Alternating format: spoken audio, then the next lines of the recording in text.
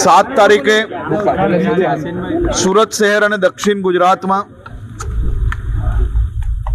વહેલી સવારથી સાંજ સુધી છેલ્લા અનેક વર્ષોના જો ડેટા જોઈએ તો સૌથી વધારે વરસાદ આજ તકનો 7 તારીખે સુરત શહેર અને દક્ષિણ ગુજરાતમાં વરસ્યો હતો અને ખાસ કરીને ઉપરવાસમાં બી વરસાદ હોવાના કારણે સુરત શહેરના અનેક વિસ્તારોએ ખૂબ જ મોટા પાયે પાણી ભરાવાના પ્રશ્ન ફેસ કરવા પડ્યા હતા.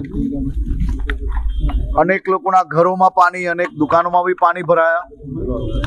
આ બધી જ વ્યવસ્થાઓને લઈને મહાનગરપાલિકા, સુરત પોલીસ, જિલ્લા પ્રશાસન, NDRF, SDRF આ તમામ ટીમો સાથે મળીને કામે લાગી અને સાથે સાથે સુરત શહેરના લોકો પોતે જ એકબીજાને મદદે લાગ્યા. સૌ સામાજિક સંસ્થાઓ મદદે લાગી અને ક્યાંક ને ક્યાંક અનેક લોકોએ અનેક સમસ્યાઓનો સામનો કરવો પડ્યો.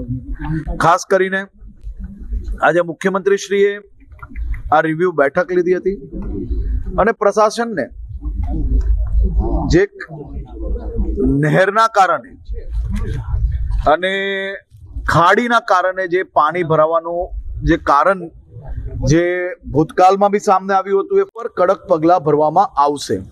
સાથે સાથે કોઈ બી જગ્યા પર મહાનગરપાલિકા હોય કે બીજું પ્રશાસન હોય, કોઈ બી લેપ્સ થઈ હોય તો એની સંપૂર્ણપણે તપાસ થઈને એ લોકો પર પગલાં ભરવામાં આવે.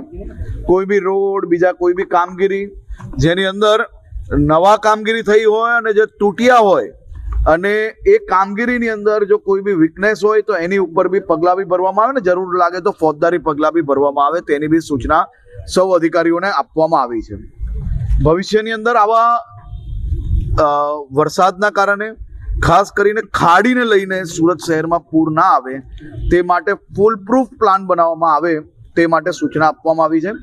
500 કરોડ રૂપિયાનું આજે એમને ખાસ કરીને ખાડી માટે 500 કરોડ રૂપિયા ખાડી આખી જેને રીડેવલપમેન્ટ કરવાની છે, ઊંડાણ કરવાનું છે, આસપાસમાં જો કોઈ ઇલીગલ એન્ક્રોચમેન્ટ હોય તો એને નિકાલવામાં આવે તે માટે બી સૂચના આપવામાં આવી છે. અને સાથે સાથે કાલે સાંજ સુધી તમામ વિભાગોએ ખાલી જિલ્લા પ્રશાસન એકલા જો કામગીરી કરશે તો કેશડોલ પહોંચાડતા 2-4-5 દિવસ લાગી શકે છે. તેથી આજે સૂચના આપવામાં આવી છે કે બધા જ વિભાગો સાથે મળીને કામગીરી કરે અને કાલ સાંજ સુધી કેશડોલ આપવામાં આવે. ઘર વખરી બી તમામ લોકોને પહોંચી જાય તે માટેની બી વ્યવસ્થા કરવામાં આવે. દુકાનોમાં, ઘરોમાં જે કોઈ નુકસાન થયું છે તેનું તાત્કાલિક સર્વે પૂર્ણ કરવામાં આવે. સર્વે પૂર્ણ કરતાની સાથે જ મુખ્યમંત્રી શ્રી રાજ્ય લેવલે એક બેઠક બોલાવીને જે નુકસાન થયું છે નુકસાનને કઈ રીતે રાજ્ય સરકાર મદદ કરી શકાય તે બાબતનું આવનારા સમયની અંદર ડિક્લેરેશન કરવામાં આવશે.